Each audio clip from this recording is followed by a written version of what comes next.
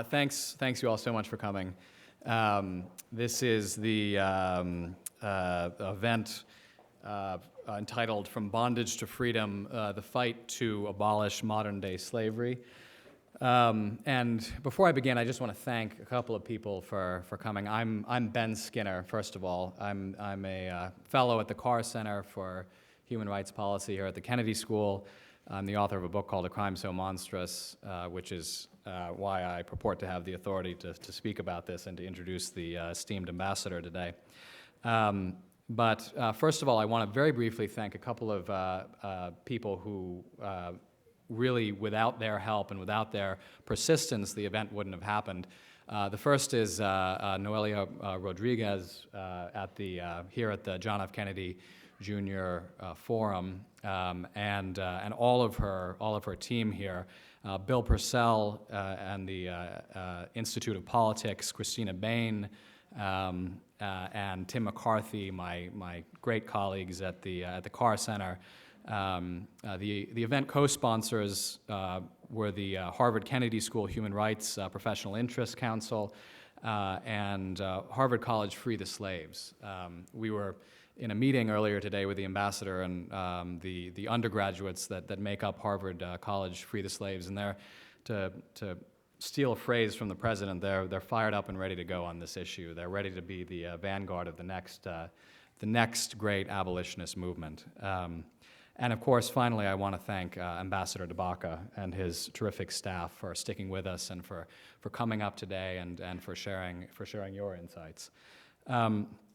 As I mentioned, the title of this session is The Fight to Abolish Modern-Day Slavery.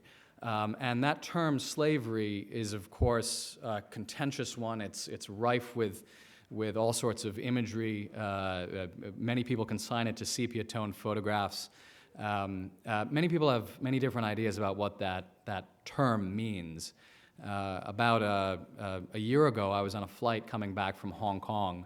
It was an overnight flight. I'd been giving a speech in Hong Kong, and I was about to give another one in New York City, and I needed to get some sleep. And there was somebody sitting next to me who was rather chatty, and she had the opening gambit of, well, what do you do? And I said, well, I'm a specialist in mass atrocities, in modern-day slavery and child rape. And that usually ends the conversation right there. But what I found was, she said, oh, well, I'm a banker. I have 2 mortgages, and you should see my credit card load. I have to work 80 hours a week in order to pay off these debts. And I realized then, as I often realize, that the term requires some definition and some explanation. And so I didn't get much sleep last night, but hopefully I made a convert, and hopefully that's what we'll do here today. The definition that I have adopted to work with when I'm talking about slaves are those forced to work, held through fraud, under threat of violence for no pay beyond subsistence. These are people that cannot walk away from their work. And by that mere definition, there are more slaves today than at any point in human history. I did an interview for Anderson Cooper shortly after Ambassador DeBaca was appointed, and I asked him his definition, and he had a much more concise definition, which really I should also adopt and incorporate. He said modern-day slavery, also called human trafficking, is the phenomenon of people being held in some form of service using coercion. That service and that coercion take many different forms. In the world today, you hear often about sex and labor trafficking victims. You hear less frequently about the more numeric, the more populated category of modern-day slaves, those held in some form of debt bondage, particularly hereditary, generational debt bondage. But one way or another, no matter what category we're talking about, if we're talking about slaves and we're talking about that narrow definition, there are more slaves today than at any point in human history. And that is an indictment of our ability to enforce our laws and our universal conventions. I first met the ambassador in November of 2006 when I was finishing up my book on modern-day slavery. At the time, he was one of the most decorated federal prosecutors. He was a guy who I would later say has an affinity for traffickers the same way killer whales have an affinity for seals. He'd put away more than 100 traffickers. He had, I think much more importantly, rescued and led to the rehabilitation more than 600 victims of human trafficking. All that I needed to know about Ambassador Tabaka was summed up by the words of one of those survivors who he helped to rescue, who he helped to rehabilitate, and whose brutal sex traffickers he put away for a combined 21 years in prison. And she said, "I always felt safe when Lou was working on our case, and I knew we would be okay. He is a good man." This coming from a woman who had had her faith in humanity shattered by men who she had trusted, who brought her to this country from Ukraine, who abused her brutally, who raped her. And when Lou came on the scene, he was able to convince her to cooperate with the investigation and who was able to protect her and deliver justice for her. This June, I met Ambassador Tabaka in South Africa. There he was making his first foreign visit as President Obama's special ambassador running the State Department's Office to Monitor and Combat Trafficking in Persons. The next day, I met a young woman by the name of Sindiswa, a girl, in fact. She was 17 years old when I was interviewing her. She had been trafficked a year earlier into an underground brothel in the immediate vicinity of what will be one of the World Cup stadiums in Bloemfontein, South Africa. I was interviewing her actually, not in the brothel, but in a hospice, in a state-run hospice where she was alone. She had full-blown AIDS, she had tuberculosis, and she, it turns out, we found out the next day, was 3 months pregnant. She can't speak for herself today. She very sadly passed away a week after I interviewed her for a Time magazine story.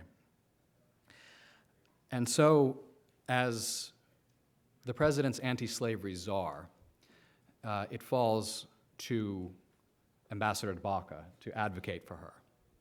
And it falls to Ambassador Tabaka to speak on her behalf, and millions of others that are held in sex slavery and are held in other forms of slavery.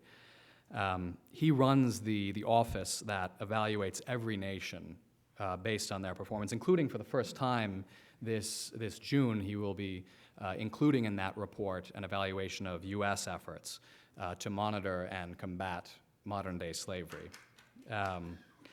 Perhaps more importantly, he has budgetary authority to support those programs that help to rescue victims and help to eradicate modern-day slavery. But sadly, the anti-slavery czar does not have the same budgetary weight as the drug czar. The amount of money that the US government spends on an annual basis to fight the traffic in human beings, to fight the illegal traffic in human beings, is as much as we spend in a single day to fight the traffic in illegal drugs. And this is not to diminish the relative horrors of drug trafficking, but it is to say which is a more monstrous crime. Is it a 15-year-old selling pot on the street corner, or is it a 15-year-old being sold on the street corner? So in order for Ambassador Tabaka and President Obama to finish the unfinished work that President Lincoln spoke of those many years ago on that gray Thursday in Gettysburg. It takes a constituency. It takes all of us. And so I hope whatever brilliant ideas come out, all of us will understand that this isn't just a government initiative. It takes all of us. And of course, it also takes brilliant ideas. And so with that, here to share those brilliant ideas, I ask you all to give a warm welcome to Ambassador Luis C. Tabaka.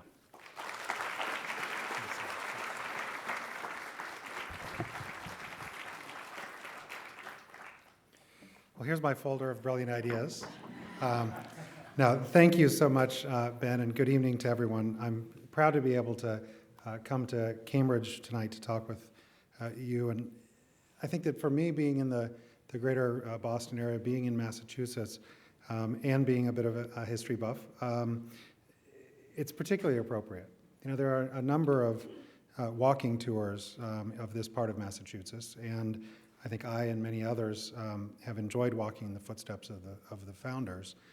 But as we think about how we can live out the legacy of freedom that was left to us by such giants as Abigail or John Adams, I'd suggest looking at these historic streets through another lens. Because it was through the streets of Boston that U.S. Marines, acting on the orders of a federal judge, marched Thomas Sims, who had made it north to freedom, back to a Navy ship that took him to his owner in Georgia. And only 10 years after that, in the wake of the Emancipation Proclamation, those same streets saw a very different scene as men of the 54th Volunteers marched off to battle for a union that had finally recognized their right to be here.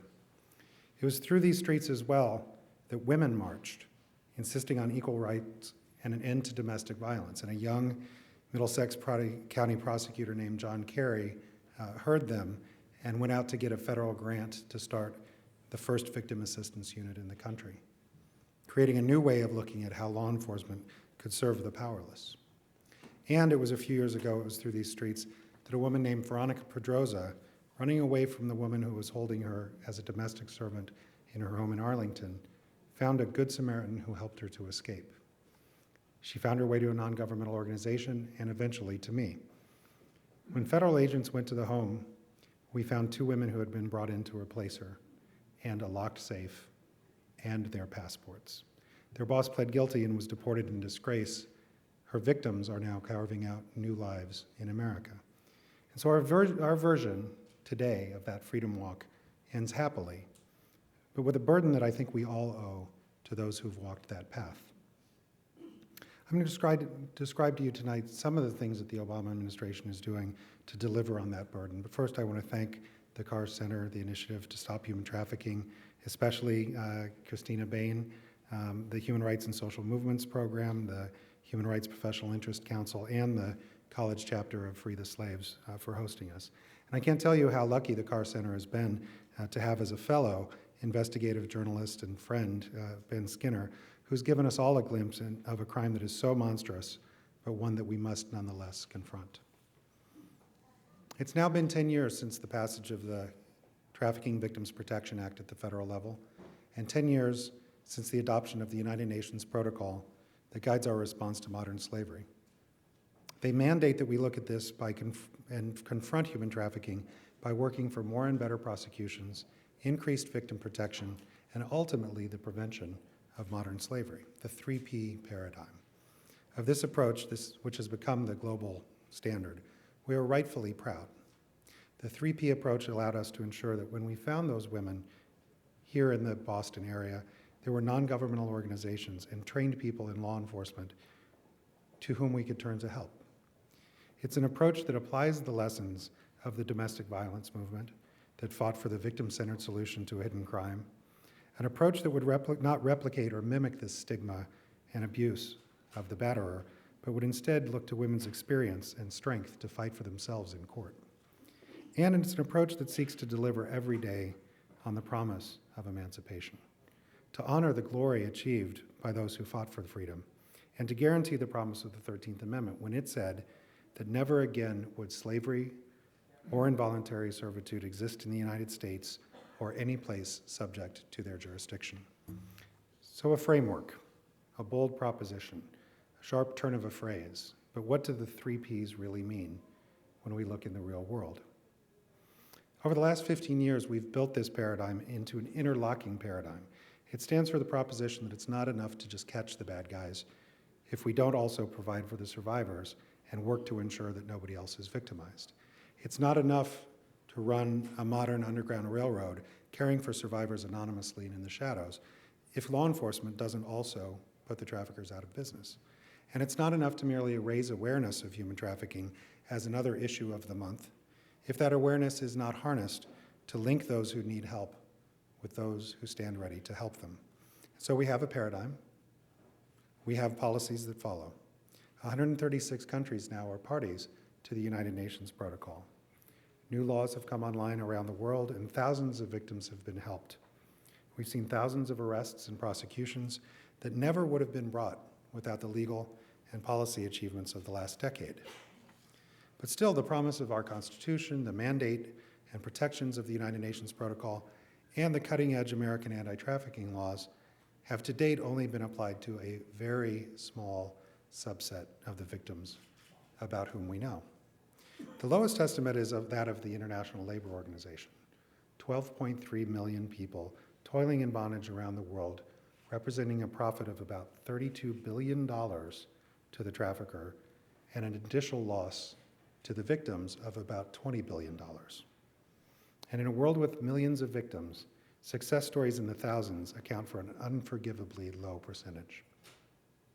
Some of that is because of the global value that's put on fighting trafficking, both in terms of the money and power that Ben alluded to just now, but also I think it's due to sort of a root cause malaise.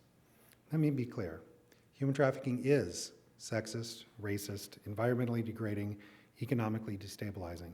Its presence undermines the rule of law, and its perpetrators are guilty of the most heinous human rights abuses that any of us could imagine. But human trafficking around the world is not something we can address only by ridding the world of these root causes, by attacking sexism, racism, poverty, conflict, corruption, or human rights abuses. Nor is it simply a cultural phenomenon that can only be tackled with education or awareness campaigns. To put it bluntly, trafficking persons is a crime. It's a crime akin to murder. It's a crime akin to rape and kidnapping. We have to confront it not just by addressing root causes that are so far away from the realities of the trafficker and those they enslave, but by using all of our tools to rescue and to punish. And so the UN protocol mandates criminalization of trafficking in persons, and the US laws are very focused on this as well, because a policy solution to a heinous crime must involve a criminal law response. As long as there are only 3,000 prosecutions worldwide every year, society sends a message that despite movies, advertisements, conferences, and speeches, somehow the injustice the victims suffer is not really a national or international priority. Perhaps it's because the victims of this crime are perceived to be throwaways, runaways, poor, prostitutes, illegals. We should not be measured by how well we protect the deserving victim, the innocent who's deceived and kidnapped. Our yardstick should be, how did we stand for everyone's entitlement to justice? Traffickers should not be assessed by who their victims are, but by the heinous crimes they committed. Otherwise, we're sending a message that traffickers are not hurting people who matter. We not only look at our own history to know the moral depravity of failing to protect different parts of society. African Americans were the most obvious inhabitants of a zone of impunity here in the United States. An alternative America where those who burned them alive, beat them in their jail cells, or held them in debt bondage could do so because society ignored the constitutional promises of freedom and equal protection. Later, crimes against women, also often dismissed as family matters or events that she should have seen coming.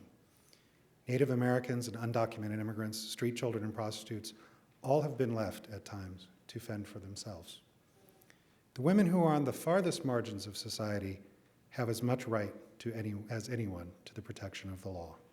Indeed, they need the protection more than those who the illegal establishment would like to favor. They have a right to see their abusers brought to justice. They have a right to have their voices heard in the legal process.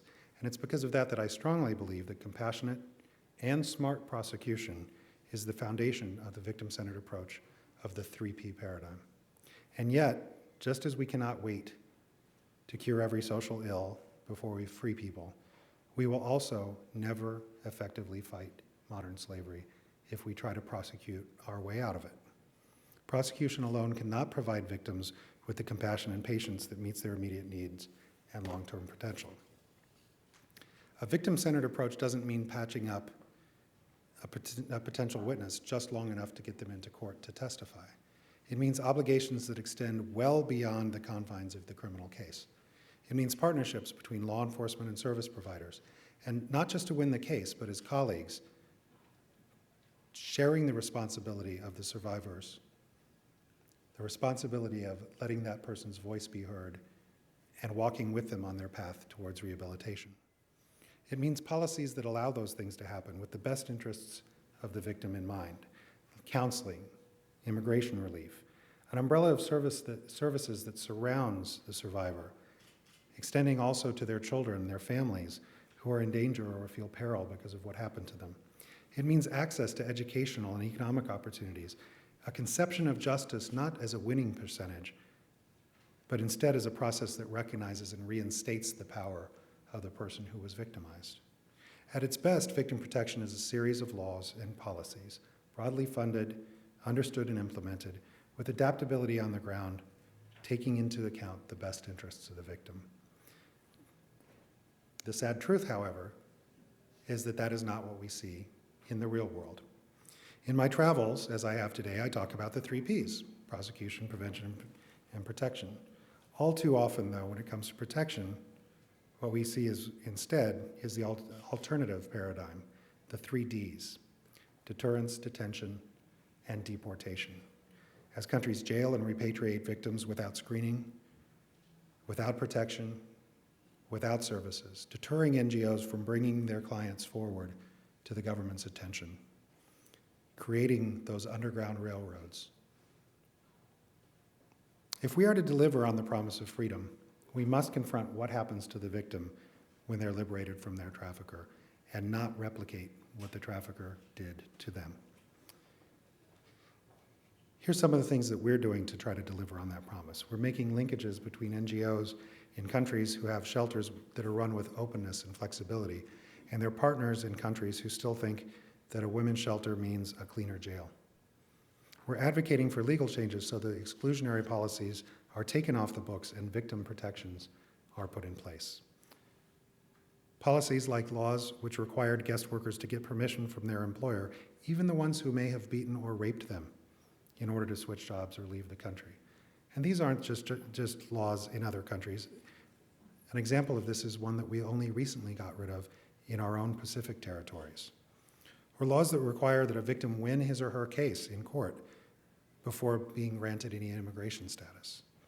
We're working with governments to ensure that the way they register births or care for at-risk children prevent them from becoming victims, rather than shunting them off into that zone of impunity where they're fair game for their predators. Changing these policies doesn't just protect victims, it keeps people from being victimized in the first place. For as far as we go on protection, we have even farther to go on prevention. Fighting trafficking is about fighting slavery. It's not about cleaning up after the traffickers who practice it. I've been accused throughout the years of using some fairly inventive metaphors, often reflecting my family's ranching background. And the reactive approach that I see around the world certainly brings to mind the one about closing the barn door after the horses got out. At its core, we need to be looking at fighting trafficking on the front end, prevention. Strong prosecution and victim protection are critical. I spent many years prosecuting cases and many years advocating for the protection of victims, but we can and we must do more. In the last 10 years, we've seen a lot of talk about prevention. Every time we talk about the 3Ps, it gets mentioned. But when it comes time to actually include it in policies or legal instruments, the concept of prevention seems to have become, at best, an afterthought, a feel-good throwaway, to ease the hard-edged work of arresting the traffickers or the stressful reality of working with the survivors. In the United Nations protocol, prosecution standards are mandatory. Victim protection standards are discretionary, and prevention standards don't even really exist. It's time to move past the naivete of simply listing the 3 Ps and actually working on the reality of what prevention is. 10 years ago, the world's comfort zone was limited to public awareness campaigns or these big structural fixes saying alleviate poverty, gender discrimination, other root causes. If you do that, though, trafficking gets lost in the overall development response. Real prevention. A decade later, we're expanding our understanding of prevention to include policies and practices that cut off trafficking at the source. This is where governments, corporations, consumers, universities all come together on this issue. It's about looking at our demand for cheap goods, how we ensure that free trade means free labor rather than labor for free, about demand for commercial sex, about a hospitality industry that facilitates tourism and business rather than panderers and pedophiles. To paraphrase President Obama's speech in Tokyo, it's about society valuing a girl not for her body, but for her potential. A cultural change that's then reflected in what government and business do on a daily basis. Because at its best, prevention is not about poster campaigns. It's about implementation. It's about results. Implementation and results matter, or otherwise we're going to have a lot of public commentation, interesting documentaries, advertisements to show for our efforts, but we will not have changed the fact of this human rights violation. If public awareness without policy implementation is the legacy that we leave behind, then this fight can and should be once again dismissed as a moral panic. Just as the, quote, white slavery hysteria of the early 1990s, or excuse me, early 1900s, with the weak laws, effectively lost us a century in the fight against human trafficking. So we're looking for ways to reduce the demand for commercial sex, for forced labor, through stronger enforcement, better reporting, and the development of government-endorsed business standards for supply chain monitoring. The 2008 trafficking reauthorization law that then Senator Biden sponsored gave us some important new tools that stand for the proposition that ignorance is not a defense. The strip club owner who looks the other way as quote-unquote talent agents enslave women in his club is no longer a bystander, he's an accomplice. So too for the grower who looks the other way as farm labor contractors use force and threats to get in the crops. To those who've turned a willfully blind eye to the exploitation in front of them, the new law put down a marker. Whether you partake or profit, you are accountable, period. And in that spirit, we need to hold ourselves accountable as well, to hold countries, including our own, accountable for policies and practices that either create or further endanger the populations who are vulnerable to trafficking. This year, as Ben said, we'll rank the United States in the annual trafficking report for the first time, and we encourage other countries to undertake honest self-assessments as well. But when I say we, I don't mean governments. I mean us. I mean you. Each of us should take personal responsibility for our own contribution to this crime. Just as we know now to think about our own individual carbon footprint, we must each pause to think about our modern slavery footprint. There's a campaign in Latin America that routes victims to a hotline so that they can, quote, call and live. What we can do, each of us here today, is ask and act. Was the cotton that made my shirt picked by a trafficked woman? Was the shrimp that I ate last night caught by a man enslaved on a fishing boat? Was the chocolate that I gave for Valentine's Day grown and picked by children enslaved on a cocoa plantation? So prevention shouldn't be seen as the weakest of the Ps, reduced to an afterthought or a rhetorical flourish. Instead, it can be the most interesting, the most challenging, the most exciting, and the most personal part of this fight. The prevention P is where everyone can play. You don't have to be a social worker. You don't have to be a prosecutor. Everyone has a responsibility to prevent slavery. A year ago, when President Obama took office, people around the globe were hopeful for a new day where America would lead the world through positive change. Today, we've seen the early stages of that take place with the pursuit of improved human security policies, practices that better the daily life of trafficking victims. And while fighting involuntary servitude has been a priority for such administrations as those of Ulysses Grant, Franklin Roosevelt, Bill Clinton, and George W. Bush, never before have we seen an administration with such a wide array of senior officials with such depth of experience on the front lines of this fight. Indeed, if you took the walking tour of the people behind the president, you couldn't help but be struck by their understanding of trafficking victims as real people. On my part, I can tell you a little bit about some of the survivors that I've seen, the people who I've been lucky enough to know. The man who dove over a fellow sweatshop worker to protect her with his own body, only to suffer permanent nerve damage in his arm and his jaw as the guards' clubs rained down on him. The maids who furtively looked up English word after English word over the course of weeks in their boss's dictionary, writing the note that they then threw over the garden fence, hoping that someone would find it and come and help. The woman who ran up to a police officer in a dollar store and saying, "Arrest me, it's the only way I'll get away from him," because that was the only way she could get away from her pimp. These are not people who are weak or powerless or vulnerable or lack an understanding of what is right or wrong.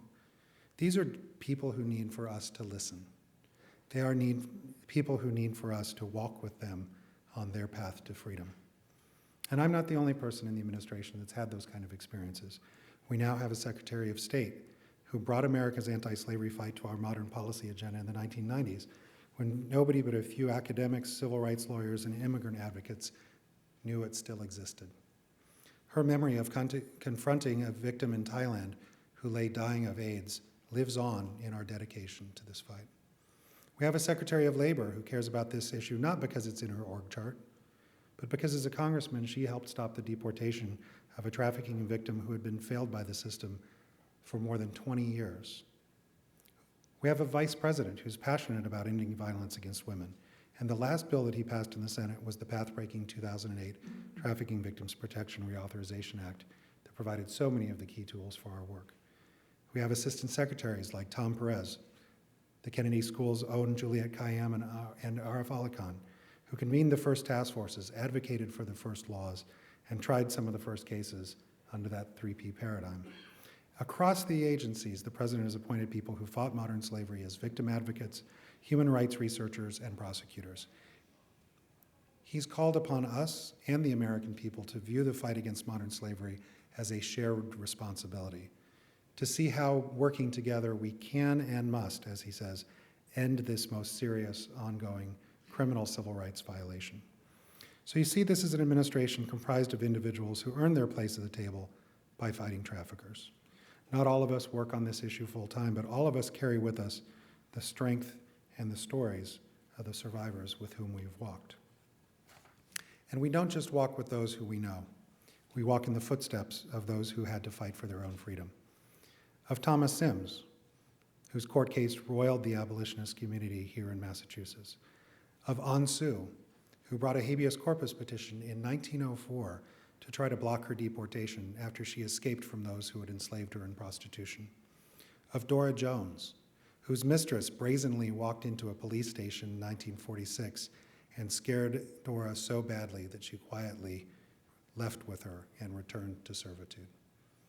Why am I telling you stories of people whose suffering was so long ago? It's because they are why we need this 3P approach. It's for them and for those who we don't know about today. Without laws and legal training, the police in California didn't think to keep Dora Jones' mistress from taking her out of that police station.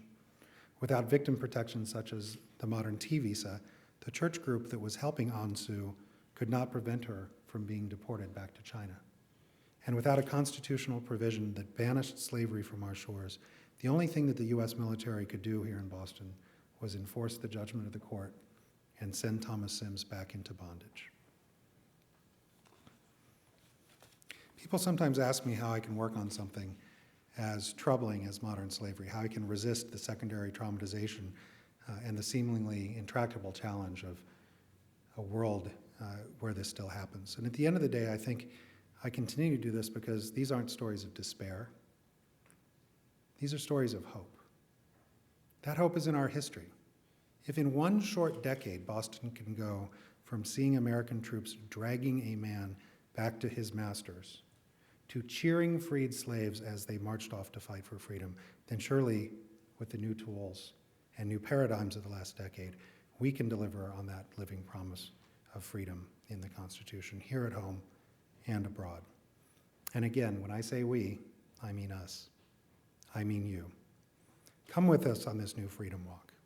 Ask, act. Think about your personal contribution, not just to the problem, but to the solution. Walk with us to a world in which slavery finally, truly, is a thing of the past. Thank you very much.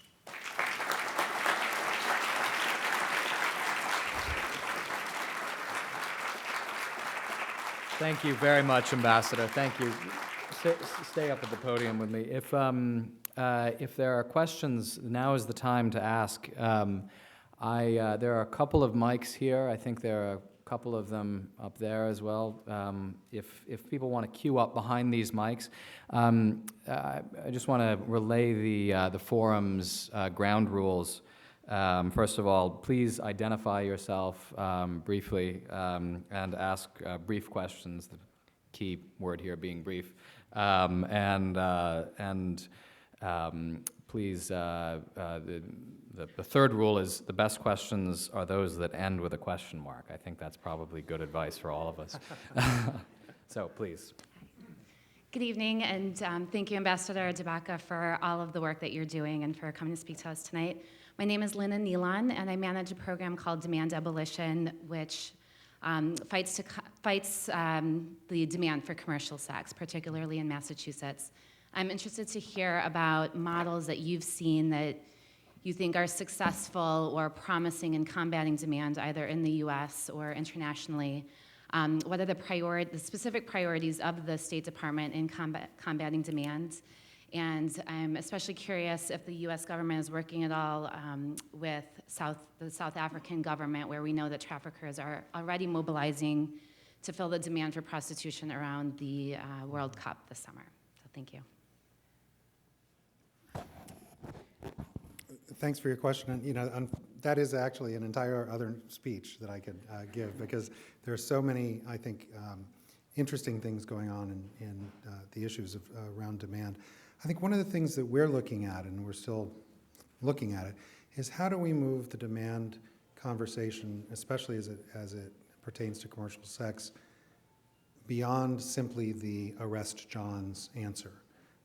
One of the things that we have in the United States that is a proud record of arresting more men for going to prostitutes or trying to go to prostitutes than any country in the world that I know of. Around 26,000 men a year get arrested in the United States for going, soliciting prostitution. Often the person they're soliciting is an undercover police officer. That's something that we think works, and it's something that we'd like to see other countries look at as well. We often have cases now with new technology where police forces can set up not a decoy officer, but actually just take over the site and then have not just the quote-unquote Johns, but even those who would prey on children coming in to try to have their way. So I think that's one thing, is that notion of how do we have more effective law enforcement.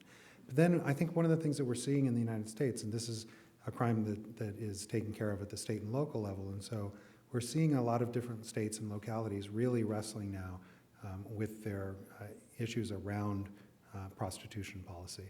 One of the things that the 2008 law did that I think is really exciting is we were able to get into a provision that says that for the first time, the FBI needs to actually differentiate in prostitution arrests between client and prostitute, between pimp and prostitute. To be able to look and see, what are I think we have this general understanding in the anti-trafficking community. We think we know that the percentages are skewed in favor of arresting and punishing women at a higher rate than we're arresting and prosecuting men. but we don't really know that. And so I think that that's going to be a very important tool for us. And as we learn more of this, as we see more of these experiments at the state and local level, we'll be able to take it out into the rest of the world. But I think that notion of the 26,000 men a year, there's ways that we can look at dealing with that better. Did you want to say a word about South Africa? Oh, South Africa. I'm sorry. It's interesting. I mean, as Ben said, he and I have both been to South Africa. We are concerned about the potential of trafficking around the World Cup. We've been working with some of our partners especially in the task team in KwaZulu-Natal, that has probably the best track record on investigating and prosecuting trafficking cases. We're working to try to figure out how we can actually get some resources in country to support the South African government's efforts. And I'm going to be probably reaching out to the faith community in the next weeks to be able to try to use the power of the pulpit, not just in South Africa, but in churches in countries around where we already know that there's people who are planning to go down for the games. One of the things that we've seen is that the church is definitely interested in helping out, and so interestingly enough, our ambassador to the Vatican is one of our secret weapons in how do we influence the demand around South Africa. So we're going in some non-traditional directions in looking to see how we can tamp down that demand around the games. We'll go around the horn here. Okay. Professor Hughes. Okay. I'm Donna Hughes from the University of Rhode Island. And Ambassador Tabaka, I'd like to thank you for your many years of prosecuting perpetrators. I have a question about the upcoming annual TIP report. In 2005, in the Reauthorization Act, there was a demand standard added. And in the Wilberforce Act, passed in 2008, that demand standard was elevated to a standalone standard. And my understanding of that is that now the evaluation of each country should have a significant component that focuses on what other countries are doing to combat demand. I noticed last year's report, which I know you only took office a couple days before it came out, had about one sentence per country. And I'm wondering if we can expect to see an evaluation of demand be a much bigger part of the upcoming TIP report. I think one of the things that we're seeing with the TIP report and with the minimum standards is how can we have the minimum standards and what kind of the industry standard is match up to some degree. And so there's been a lot of diplomacy that we and others have done around the demand issue, whether it's at the UNODC, the UN Office of Drugs and Crime, whether it's OSCE, the Organization for Security and Cooperation in Europe, et cetera, as far as we try to drive that notion of demand out into the generally accepted principles that folks are looking at when they're looking at their responsibilities under the UN protocol. And so we're kind of having to two-tier it. On the one hand, talking to the other countries about demand, and then reporting on what is being done around that issue. And I think that one of the things, I can't give a preview of what's going to be in the report because this week is actually when the raw data for the report is starting to come back in from our posts around the world. And so what the report's going to necessarily look like this year is going to be driven by the data. But we're certainly hoping that as we continue to have this discussion on demand in all of its forms, that we're going to be able to play an impact on how these countries are dealing with the problem. Thank you. Great. A question from on high up. Yeah. Yes, good evening. I'm Father Philemon Petitsis, and I'm a member of the mid-career class of 2010. And my question is on what is the Obama presidency doing about online sex trade to shut this down, knowing that, of course, it's we make great efforts if somebody was to try to sell arms online, and but somehow in the sex trade, we seem to, I don't know, have a double standard about what we should be doing about shutting that down. So if you would just speak a little bit about, what kind of initiatives might be underway. Well, I think, frankly, the bulk of what we're doing online by direction of Congress tends to be more around child protection issues as opposed to adult prostitution issues. Again, adult prostitution in the United States is something that the state and local governments do as opposed to the federal government. And so what we see is that most of our efforts at the federal level, whether it's carrying out the mandates of the PROTECT Act or the Protect Our Children Act of 2008, are focused about going after the predators who are preying on children. Now, one of the things that we've seen is that some of those people are actually trying to buy and sell. And in those situations, we've started to do investigations and have had some prosecutions result. I think that one of the main things that we're seeing, though, is through the Internet Crimes Against Children, the ICAC centers, and Project Safe Childhood and Project Safe Neighborhoods, that the Department of Justice and the Department of Homeland Security has been able to help their state and local counterparts then set up these, basically these sting operations. I know there was one case in Des Moines.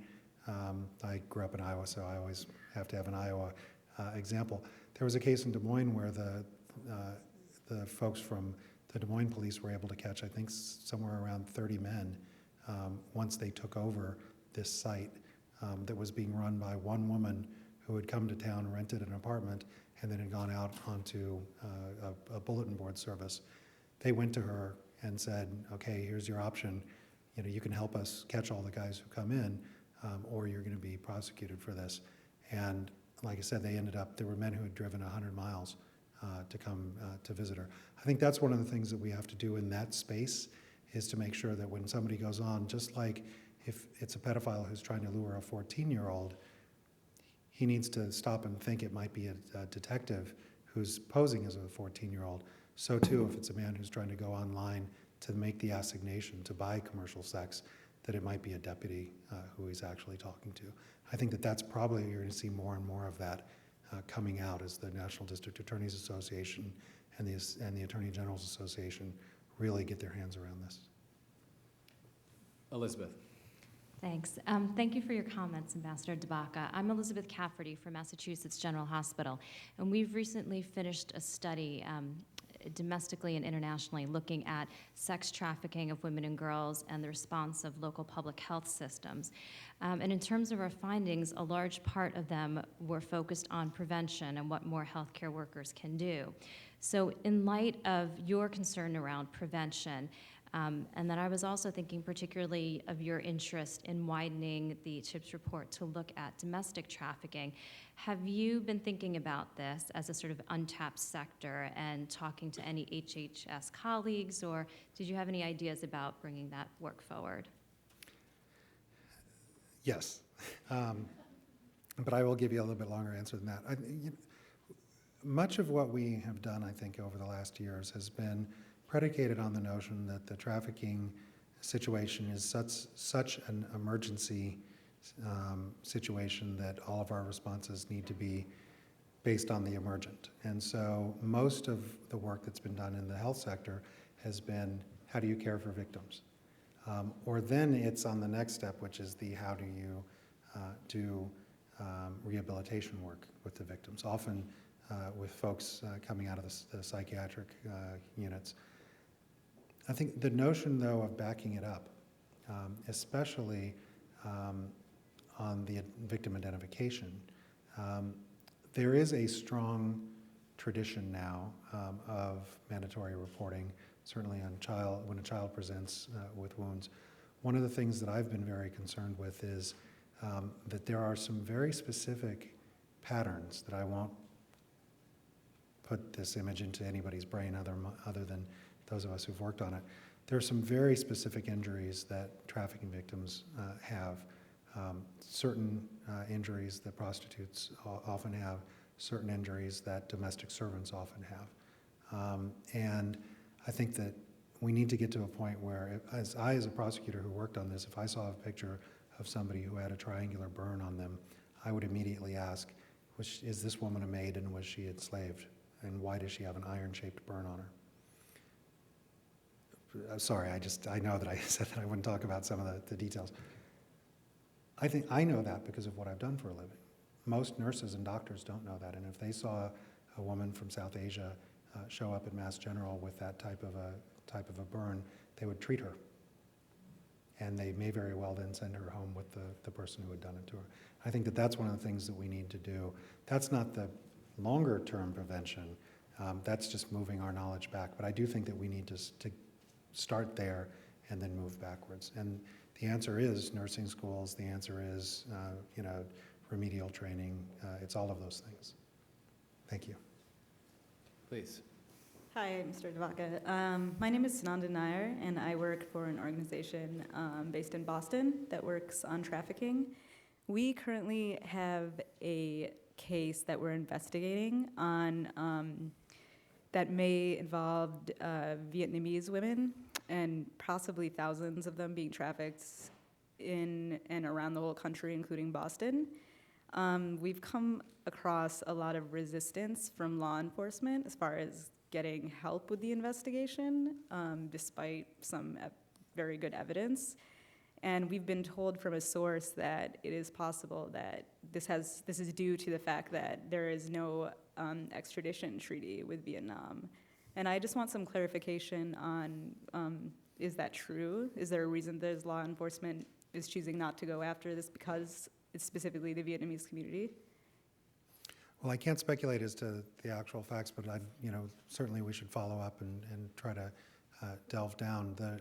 The folks here in the Boston area, as far as the task force is concerned, you've got a number of different law enforcement actors who've done work on this, and I think especially at the federal level, now as of 2 weeks ago, you've got a U.S. attorney who recently sworn in, but in her swearing in, made it very clear that trafficking was one of the things that she wants to work on. So I think that with the new U.S. attorney, you certainly have an opportunity. If there are any international issues around the Vietnamese government or things like that, we'd certainly be happy to try to facilitate from the trafficking office. I have done cases involving Vietnamese defendants. The Justice Department just did one in the Philadelphia area with women who were enslaved in nail salons. And so I know that cases do get done in the Vietnamese community. And so I think we need to probably dig a little bit deeper, and we can see what we can do on that. Thank you.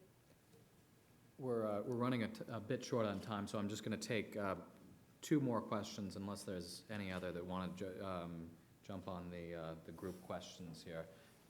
Start over here. Okay, Ambassador Dabaka, I just want to say I've been very touched by your presentation, particularly your compassion that really comes through very strongly. My name is Sister Peggy Cummins, and I belong to an anti-trafficking task force here in the Boston area, and we work in collaboration with the Family Justice Center and the task force and Kim's project.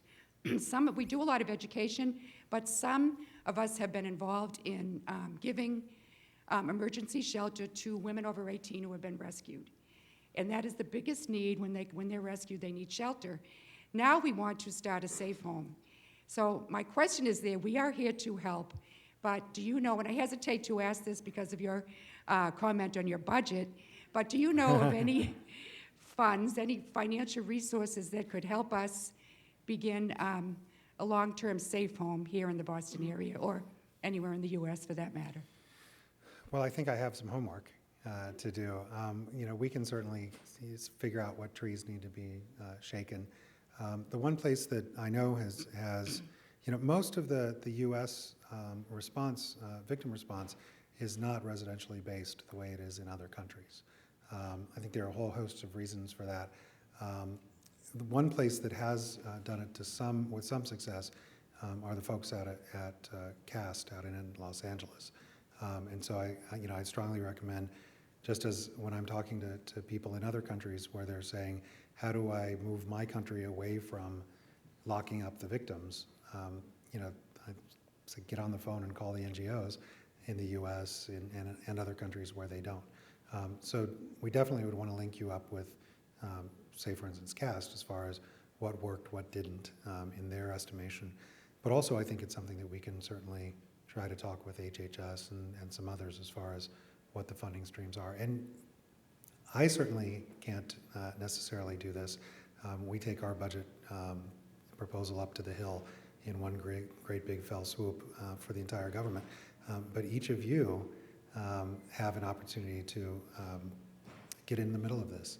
The appropriations process is an opportunity for your senators and congressmen here in Massachusetts to fight for projects and things that would benefit people here. And I think you definitely would want to talk to the folks in the Massachusetts delegation. You've got some real giants of victim protection in Congress, and I think that it's a topic that's probably very ripe for them at this point. Finally, Kelly. I just want to thank you, Ambassador DeBaca, for coming this evening, spending the day at Harvard with us. Sorry, I should first introduce you, or you should introduce yourself at the very least. Oh. This is Kelly Okuji, who's the head of the president of Harvard Free the Slaves, and will be part of the vanguard of the next abolitionist movement. Thank you. Well, as we know, like, modern-day slavery is something that transverses a lot of different areas of our lives, and but it seems like the movement is kind of attracting the same kind of people in law, people in government, religious communities.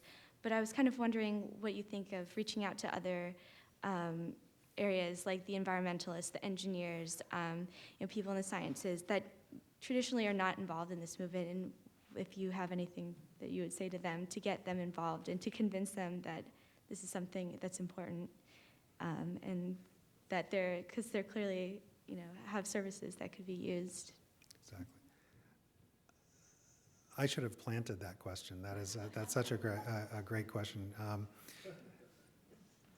One of the most interesting things that I've seen in the last few months was an email from a shelter in India that is working with girls and women who are coming out of the brothels,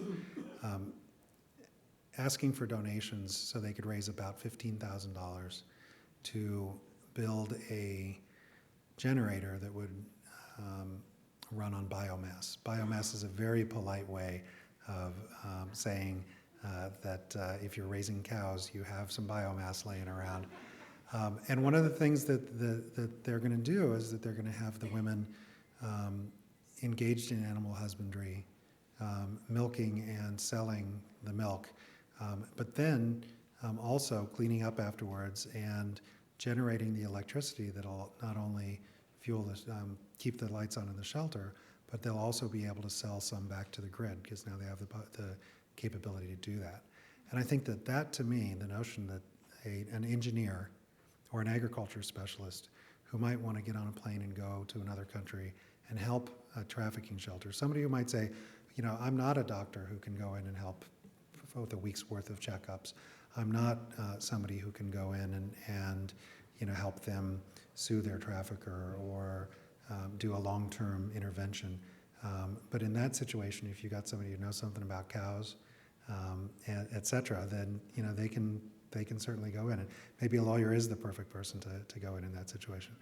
But I think that it's something where to me it's just indicative of every person and every skill can do something. Just as every one of us somehow is living in a bubble that has been affected by this. Somehow, whether it's, again, the food we eat, whether it's the society in which we're living, whether it's the privilege we have by being in America as opposed to being somewhere where a parent would have to think about selling their children so that the others can survive. All of that gives us this responsibility. So too, we all have our own thing that we can bring to the fight. So again, thank you, Kelly, for reminding us that if we're looking about the core of the word university is universal. And I think that the disciplines cannot be limited to human rights people or law people or social service people. Everybody can do something to fight slavery.